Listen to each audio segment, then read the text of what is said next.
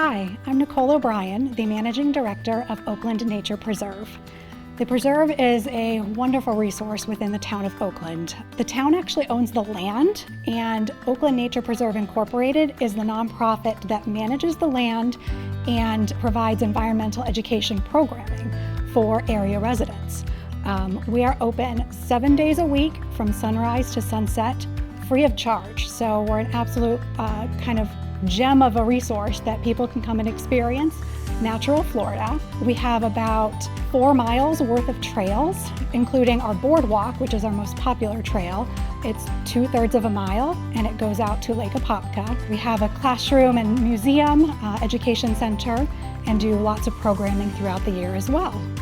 We're a small team of about 7 staff members and a whole lot of volunteers in order to make everything happen. This fiscal year, we have accomplished a lot of things, one of them being developing and adopting a strategic plan to guide the operations of the preserve moving forward for about the next 5 years. We offer a wide range of programming at the preserve, from field trips to homeschool classes to yoga and other events. This past year, we reintroduced yoga at the lake, which is a really fun and relaxing experience of doing yoga out in nature. We have also reintroduced our Science Saturdays, which is fun Saturday programming that is family friendly. For example, we had Awesome Opossum, where people got to come in and learn about opossums, do a craft, and get to meet one of our educational ambassador opossums. We also have gone ahead and increased our homeschool classes by 50%. We were finding that the classes were selling out, so we were able to add an entire class to our roster. So we've been able to reach a lot more families that way. A large part of what we do at the preserve is habitat restoration. The land was previously an orange grove and then a pine tree farm for the paper and pulp industry. So when we obtained the land in the early 2000s, it was not in a native kind of natural state. So we have had to remove all of the plants that would not naturally be found there and plant new native plants and allow the area to grow up into a nice habitat. Just this past year, we planted over 1,000 native trees and grasses and flowering plants.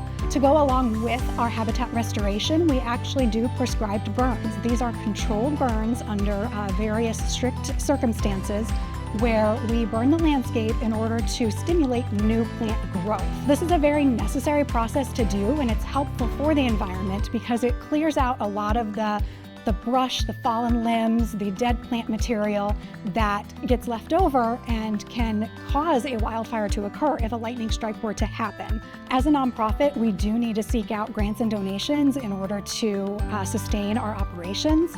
So this past year, we obtained $40,000 worth of grants. We also increased our social media following on both Instagram and Facebook. And last year with Hurricane Milton, we did have some extensive damage along our boardwalk and some other parts of the preserve. And when we posted about that on Facebook, we actually received a donation that was large enough to cover the repair of the boardwalk without having to dip into our reserves. As a nonprofit organization that relies on a lot of volunteers to help us accomplish our goals, we have had over 6,400 hours worth of volunteering at the preserve just this past year. We have a great relationship with the local scouting organizations in the area, and just this past year we had 10 projects go to completion for Eagle Scout projects. So we've got a lot that we're looking forward to over this next year. One of the main things that we want to accomplish is to develop and implement our fundraising plan. We rely on grant funding, donations from private citizens, from foundations, and we really want to put that into perspective and have a cohesive plan in place for moving forward.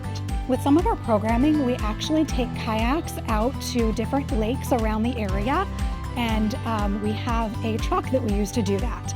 And the truck is also used for other maintenance tasks around the preserve.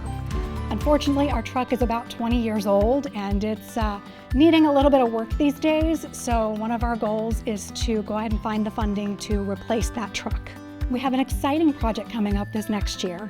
Due to the generosity of the developers of the Briley Farm subdivision, we should be obtaining some acreage that is adjacent to the preserve property, thus expanding our footprint just a little bit. We really hope to develop it into a little bit of a recreational area.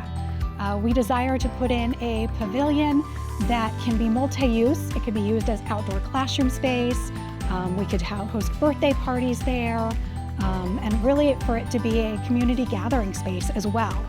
So with that, we are going to have to do a lot of land clearing to kind of clean up some of the fallen trees and whatnot that's on the land there, and then also go ahead and put in that pavilion that we desire to have. We are proud to partner with the town to provide this great ecotourism opportunity right here in the town of Oakland, and we hope that you will come visit us very soon.